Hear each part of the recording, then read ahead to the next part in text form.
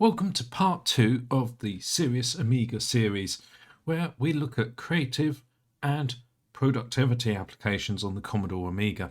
Today is all about word processors.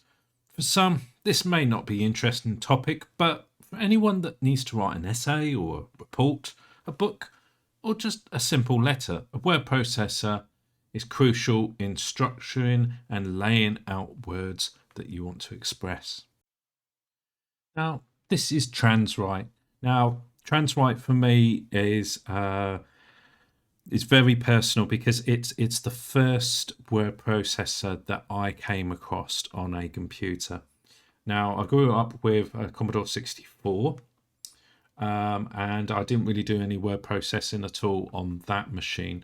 But it was only until I got the Amiga, and with the Amiga 600 pack came the program Transwrite.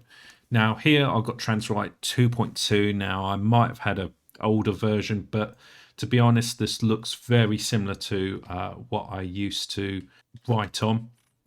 And Transwrite looks very basic to begin with. You could almost think that it's actually just a text editor.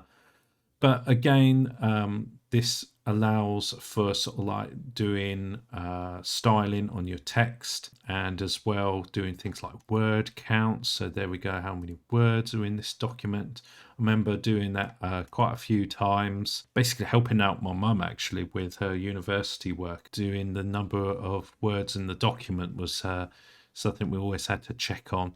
It's more on the basic side if you just want to just write and have very distraction free again writing and not too worried about the layout. Now obviously one of the things that this program can't do is add in images and things like that, so that's more your Wordworth programs and Final Write to do those kind of things. But not much else to say about Transwrite, but definitely for me, this was my first word processor, so this is always going to be a place in my heart. And yeah, it's worth having a look at it. So the next step is Wordworth, which is very common to see on Amiga packages. And as you can see, this is laid out very differently from the previous program. We've got icons down the side, so you've got your open, your save icons and print. And anybody that's used to the Microsoft Word, modern word processors, you probably find this a little bit strange. But thinking back in the day, 4:3 aspect ratio screens, this was a very efficient layout of design using the screen.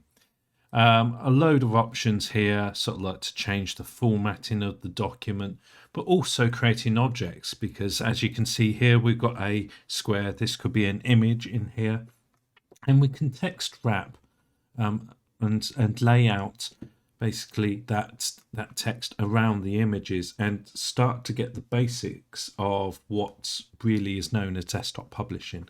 Now, Wordworth is definitely not a desktop publishing app. It's foremost a word processor, but it's definitely one of the important word processors for the Amiga that I highly recommend that you check out.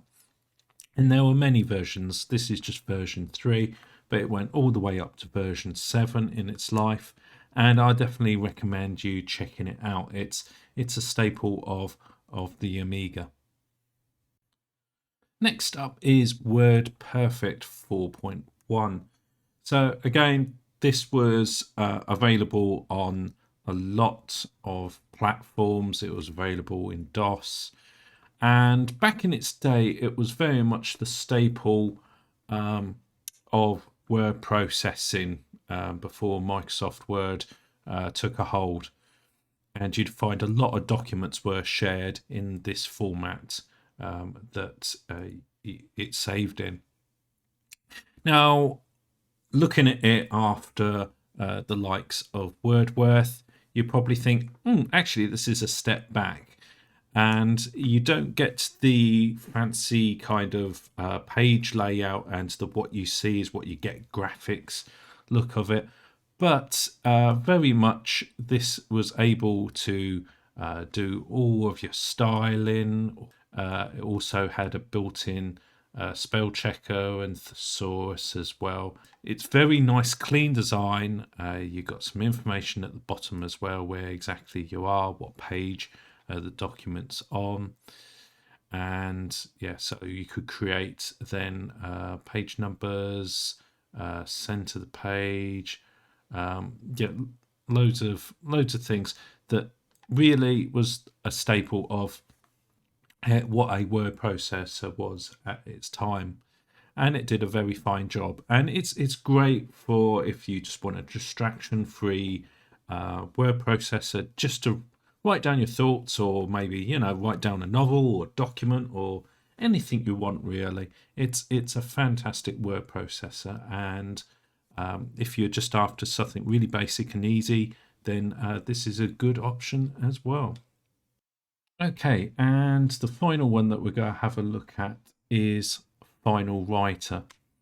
Now, you may look at this and you think, hang on, this is in a different language. Yes, this is in German. I've picked up the German version of this off of the internet, but it's an awesome program. I know.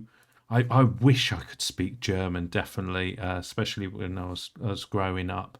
But I know a little bit, and you can kind of tell like new documents and things like that, and layout. You've got font, page, so you've got all the different page layouts here. Similar to Wordworth, you've got the icons down the side. Now, I think that Final Writer was more forward thinking, and really sort of like from today's point of view, it looks more standard, because if you look at these icons, you know that floppy disk is the save icon. A lot of kids today will look at this and think of the save icon, sadly, and not think of it as a floppy disk. But that aside, the icons look more standard, the open icon, compared with Wordworth. And I quite like it, and the layout is really nice, and it's catered for the square monitor design again. And just things like sort of like changing your styling, so you got your titles and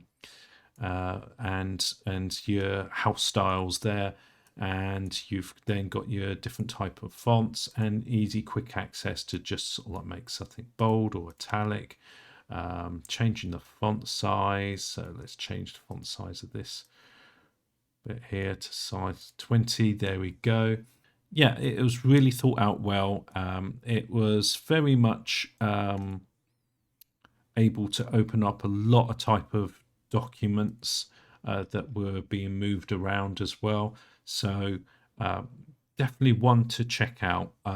If you take away from this video just one word processor, I would say have a go at this one, Final Writer.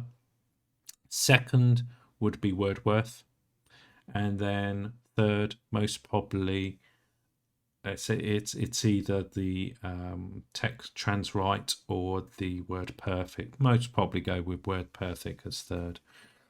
But yeah, I hope that you've enjoyed this anyway. A little bit different from my normal videos. But I want to explore the side of the Amiga, because this was used a lot by the people. And actually, maybe you're still using this today. Let me know down in the comments if this is your day-to-day use of the Amiga. So are you still writing stuff on the Amiga? I'd love to know. And then what I'm going to be doing in the next video, we're going to be looking at the next subject.